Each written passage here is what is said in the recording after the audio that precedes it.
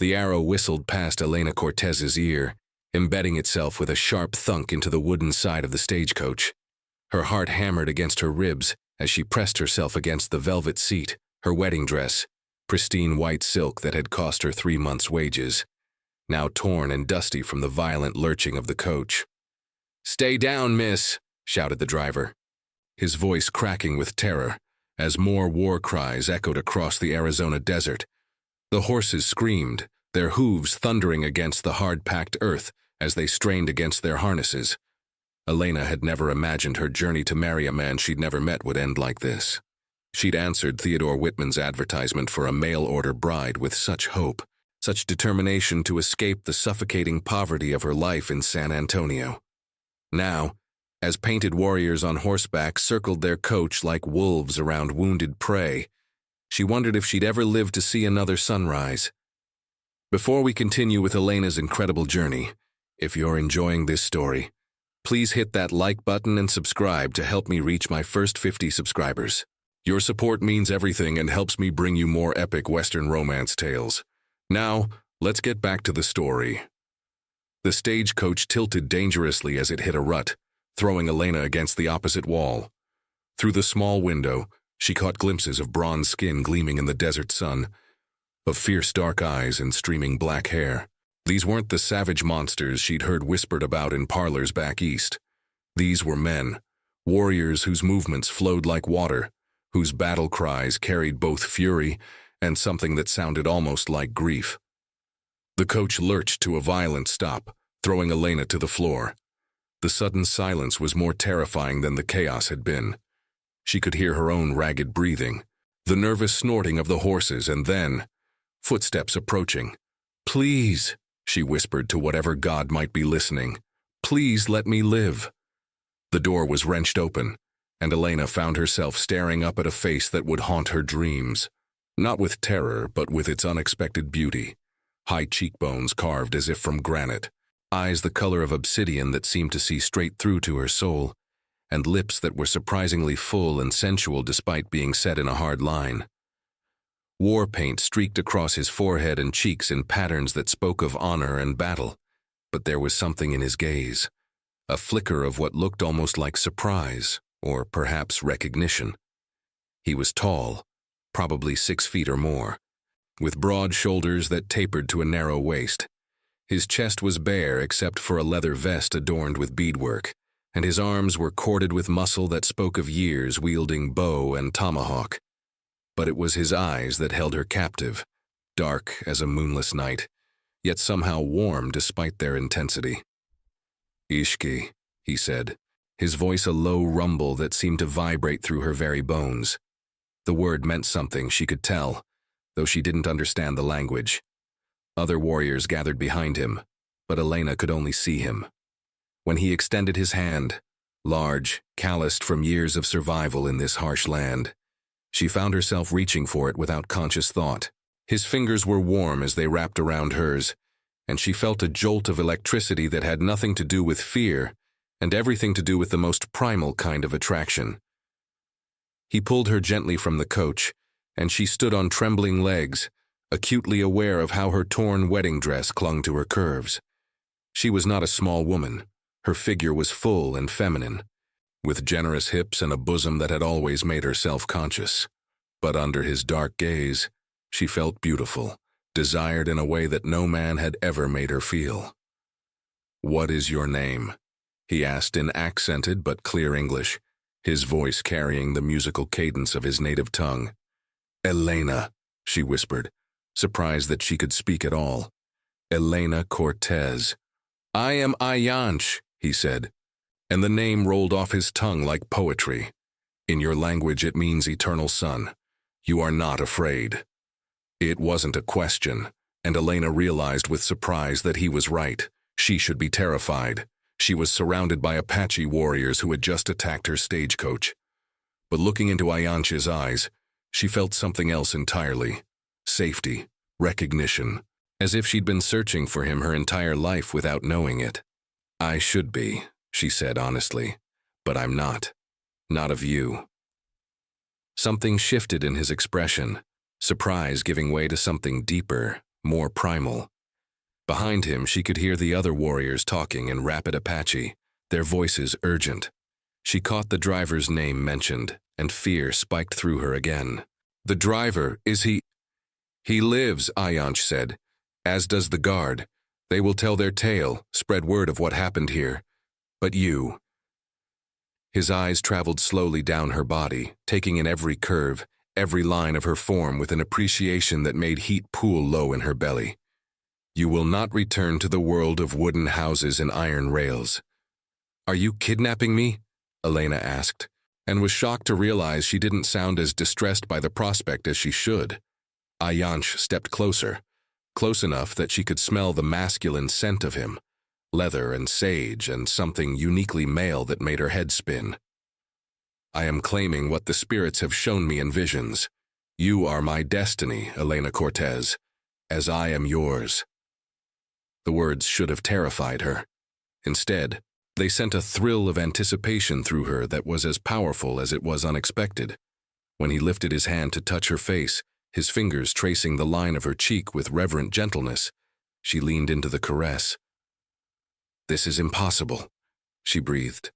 "The spirits care nothing for what your people call possible," he replied. "They care only for truth. And the truth is that you belong with me, just as I belong with you." Before she could respond, he swung her up into his arms as if she weighed nothing. Elena gasped, her hands automatically going to his shoulders for support. Beneath her palms, she could feel the heat of his skin, the play of muscle as he moved. Her body came alive in ways she'd never experienced, every nerve ending singing with awareness. He carried her to his horse, a magnificent paint stallion that stood perfectly still as Ayanch lifted her onto its back. When he swung up behind her, settling her between his thighs, Elena thought she might faint from the intimacy of it.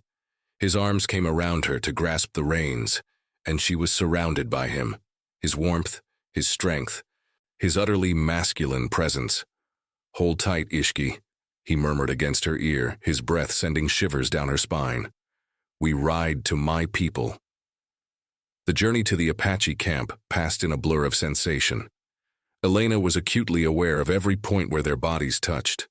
The solid wall of his chest against her back, the power of his thighs on either side of hers, the gentle but unmistakably possessive way his arms held her secure.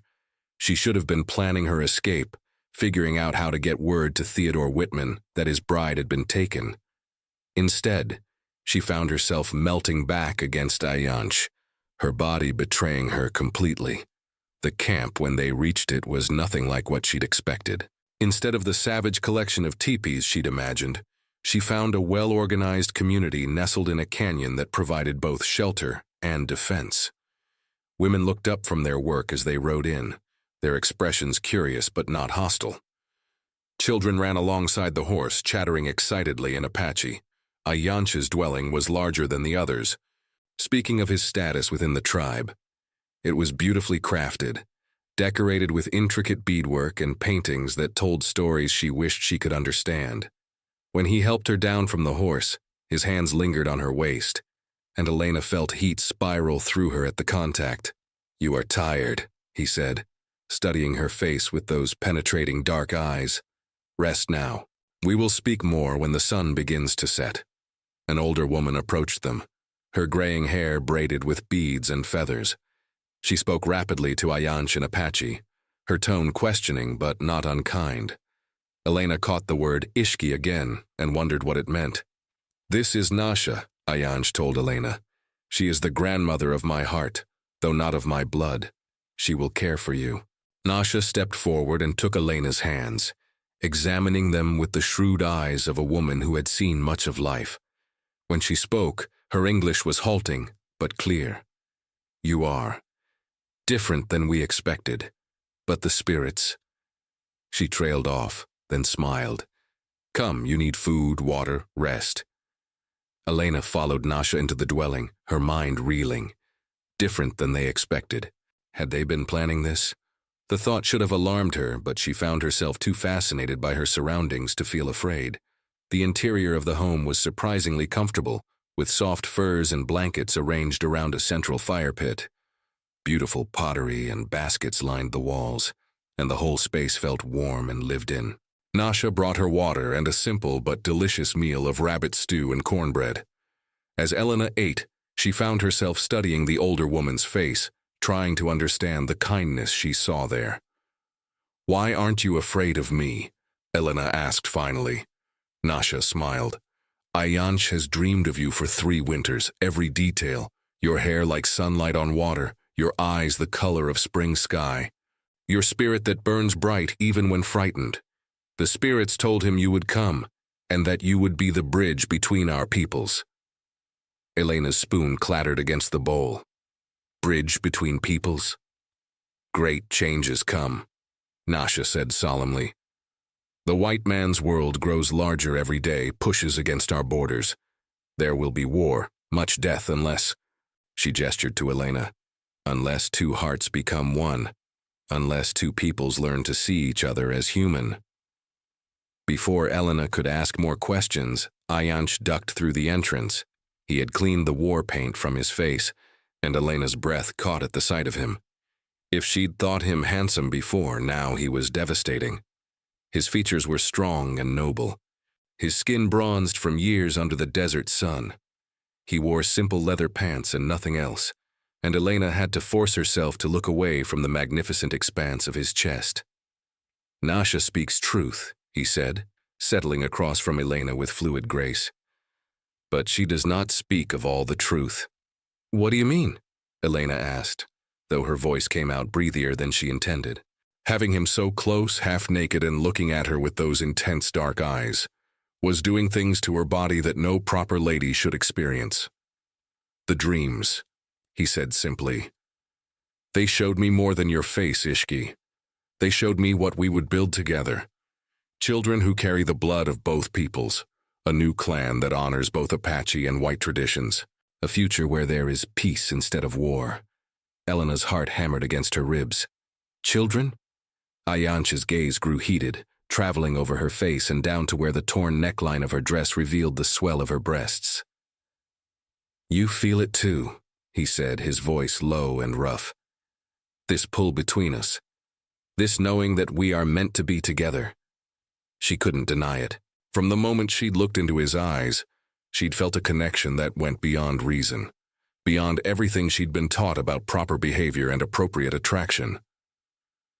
"I was supposed to marry Theodore Whitman," she said weakly. "A man who bought you like cattle," Ayanch said, and there was an edge to his voice. "A man who cared nothing for your heart, your spirit, only that you could cook his meals and warm his bed." The blunt words sent heat flooding through Elena. "And what do you want from me?" Ayanch leaned forward, and she could see flecks of gold in his dark eyes. "Everything," he said simply. "Your heart, your body, your spirit joined with mine. I want to worship you as the goddess you are, to love you as no white man ever could. I want to plant my seed in your womb and watch you grow round with our children." Elena's breath caught at the raw honesty in his words. No man had ever spoken to her like this, with such passion, such reverence.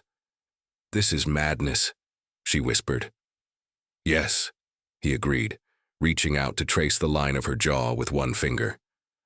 "But it is also destiny. If you're loving this tale so far, don't forget to like this video and subscribe. I'm working hard to reach 50 subscribers, and every single one of you makes a difference. Help me grow this channel." Now, back to Elena. Before she could think better of it, Elena leaned into his touch.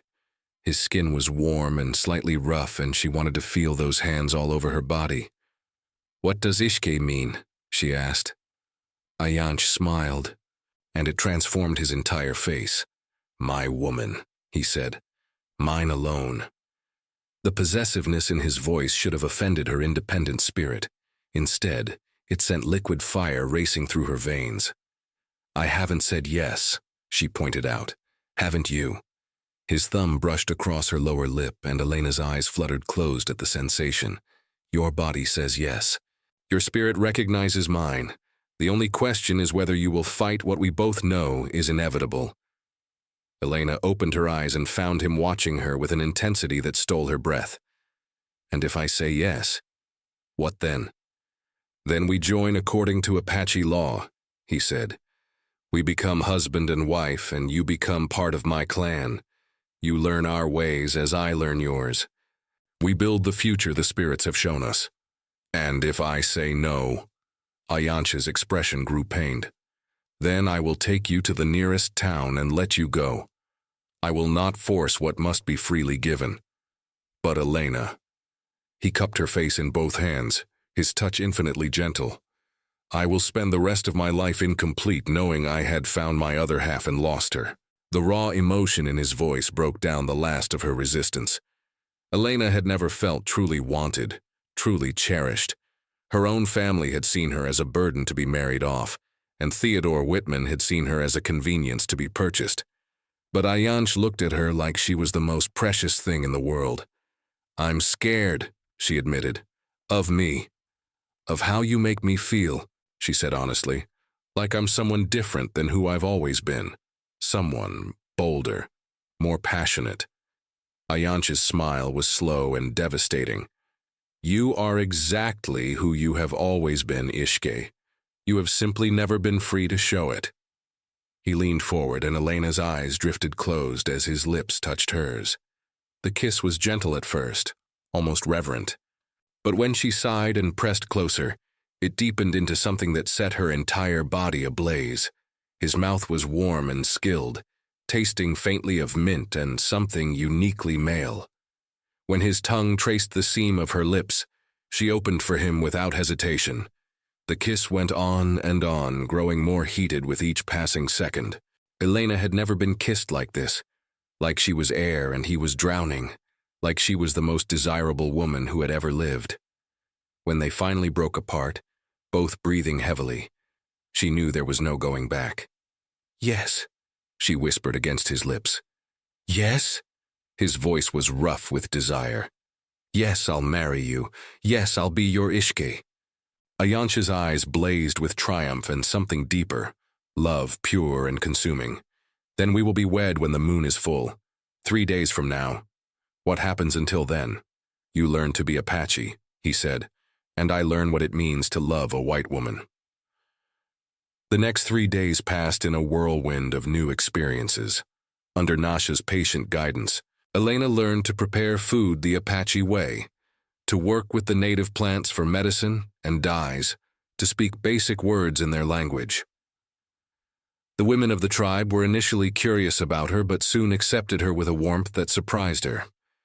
They taught her to braid her hair with beads and feathers, to move silently through the desert, to read the signs that spoke of weather and game. But it was the evenings that Elena looked forward to most.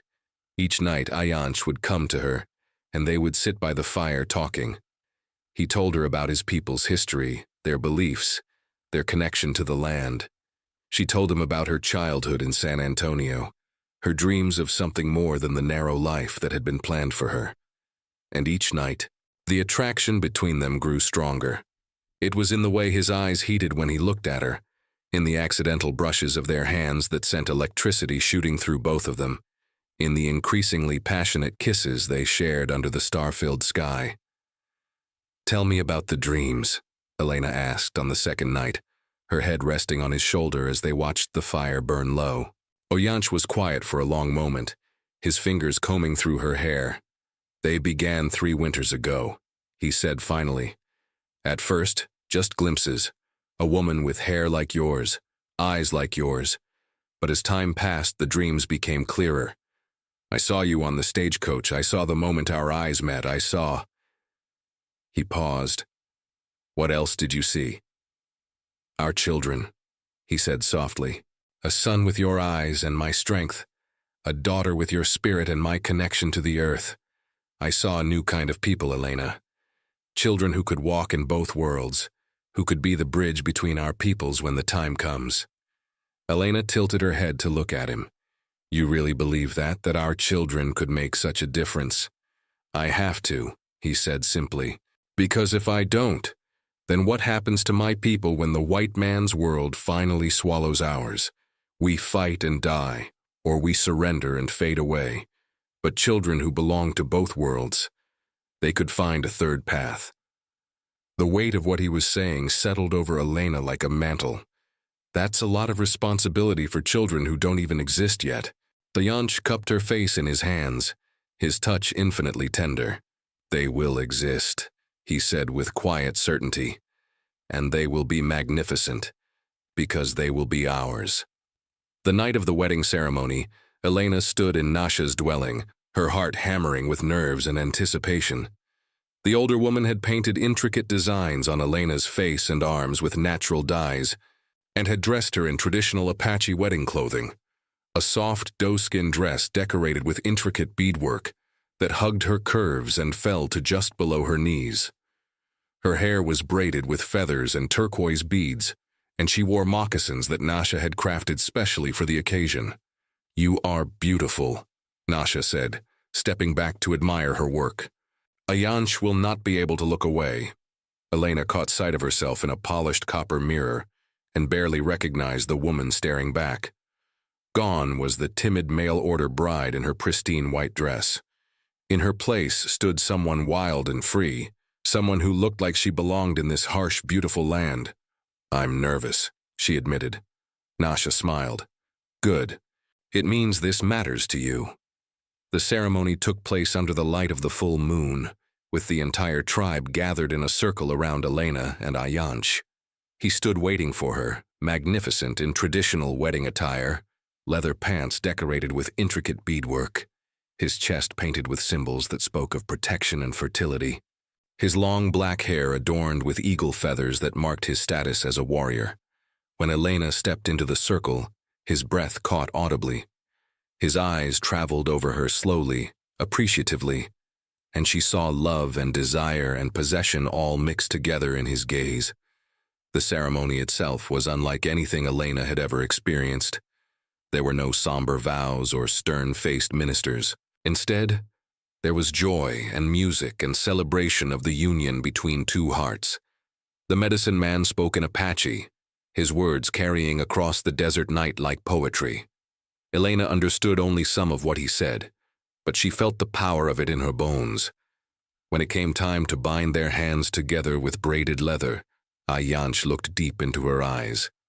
"I take you as my woman," he said in English, then repeated the words in Apache. "To protect, to cherish, to love for all the days of my life." "I take you as my husband," Elena replied, her voice clear and strong despite the emotion threatening to overwhelm her. "To honor, to support, to love until my last breath." The medicine man blessed their union, calling on the spirits of earth and sky to witness their bond. Then, as the tribe cheered and sang, Ayanch swept Elena into his arms and carried her toward his dwelling. "Ready, Ishke," he murmured against her ear. Elena's heart raced, but her voice was steady when she replied, "I've been ready since the moment I saw you." Inside the dwelling, candles flickered in the darkness, casting dancing shadows on the walls. Someone, probably Nasha, had scattered flower petals on the floor and arranged soft furs and blankets to create a bower that was both primitive and luxurious. Ayanch set Elena on her feet, then stepped back to look at her. The desire in his eyes was unmistakable, but there was tenderness there too. "Are you afraid?" he asked. Elena considered the question seriously. She was about to give herself to a man she'd known for 3 days, a man from a completely different culture, in ways that she'd never given herself to anyone. By all rights, she should be terrified. "No," she said, and realized it was true. "I trust you." Ayanch's eyes blazed at her words. He stepped closer, his hands coming up to cradle her face. "I will be gentle," he promised. "I know," she whispered, then surprised herself by adding, "But I don't want you to be too gentle." His intake of breath was sharp. "Elena." "I want all of you," she said, her newfound boldness both thrilling and terrifying. "I want to feel everything." For a moment, Ayanch just stared at her. Then with a low growl that sent heat spiraling through her, he kissed her. This kiss was nothing like their previous gentle explorations. It was hungry, demanding, full of 3 days' worth of pent-up desire. Elena met his passion with her own, her hands fisting in his hair as she kissed him back with an abandon that would have shocked her former self. His hands roamed over her body, learning her curves through the soft doe skin of her dress. When his palms cupped her breasts, she arched into the touch with a soft moan that seemed to inflame him further.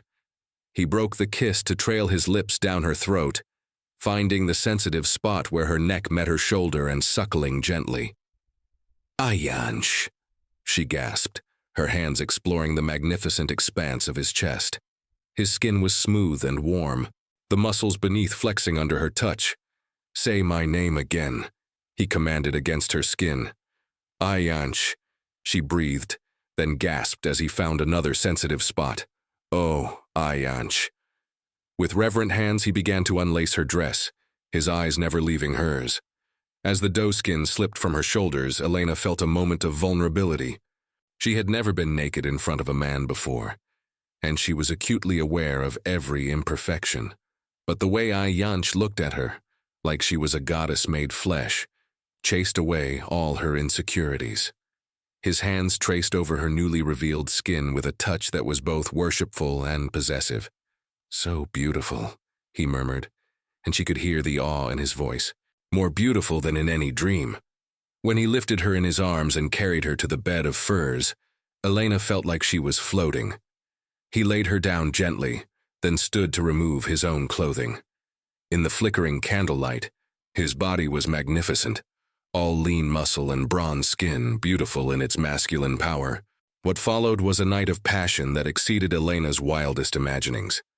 Ayanch worshipped her body with hands and mouth, and whispered endearments in Apache that she didn't need to understand to feel. He was patient when she needed patience, passionate when she craved fire, and when he finally claimed her completely, Elena felt something fundamental shift inside her soul. They were no longer two separate people. They were one flesh, one spirit, one heart beating in perfect synchrony. Afterward, as they lay entwined in the aftermath of their passion, Elena traced lazy patterns on Ayanch's chest. "No regrets?" he asked softly.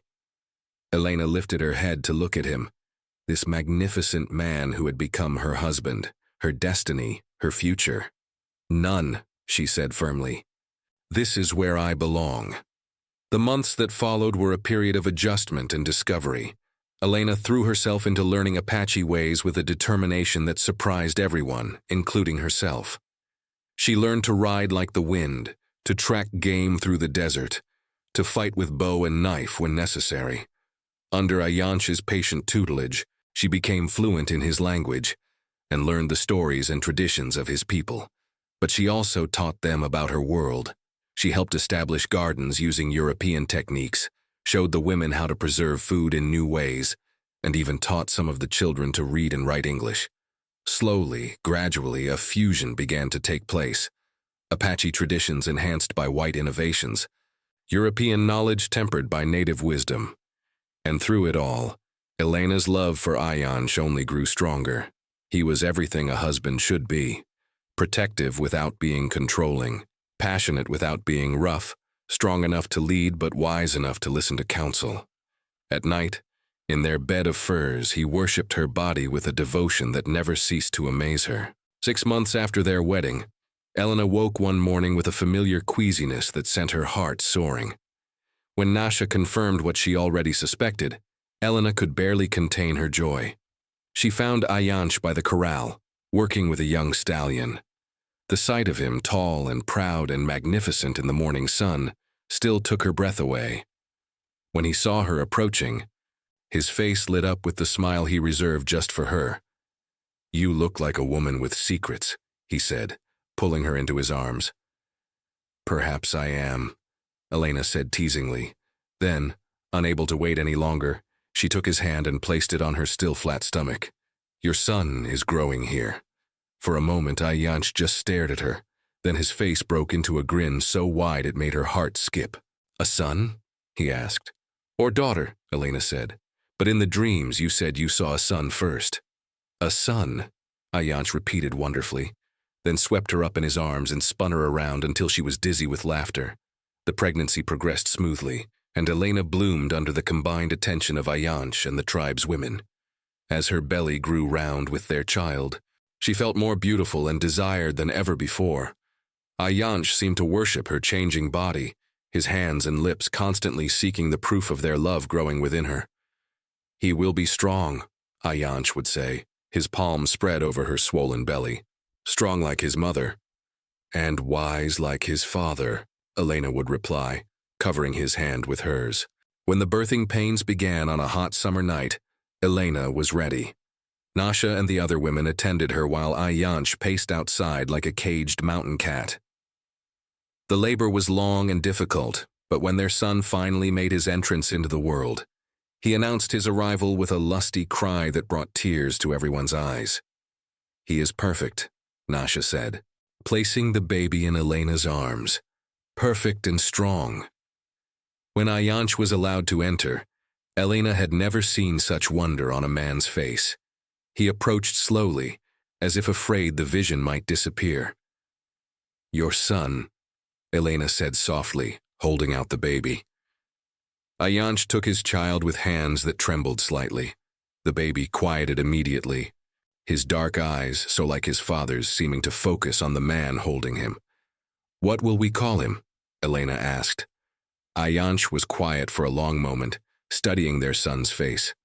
"Kestrel," he said finally, "because like the bird, he will soar between two worlds."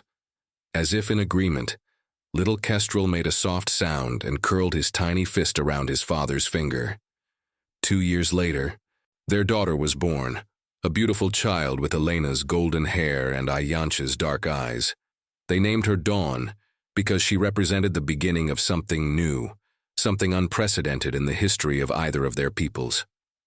As the children grew, it became clear that Ayanch's dreams had been prophetic. Kestrel and Dawn moved effortlessly between Apache and white traditions, equally comfortable with bow and arrow or book and pencil. They spoke both languages with native fluency and seemed to instinctively understand the value of both cultures. More importantly, their very existence began to change attitudes on both sides. Other Apache warriors began bringing home white wives, drawn by the example of Ayanch and Elena's successful union.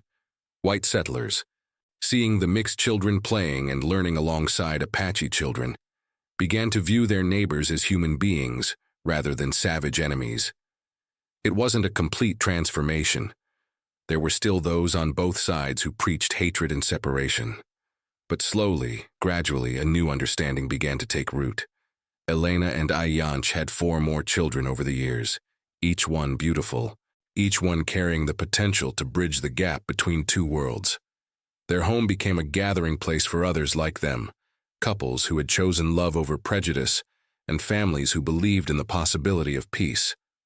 On their 10th wedding anniversary, as they sat watching their children play in the canyon that had become the heart of a new kind of community, Elena reflected on the journey that had brought them together. "Do you ever regret it?" Ayanch asked, as if reading her thoughts. "Leaving the world you knew?" Elena looked at him. This man who had saved her from a life of quiet desperation and given her one filled with passion and purpose.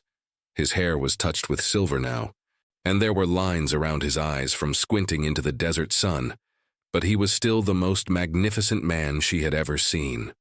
"Never," she said firmly. "That world was never really mine. This is where I belong."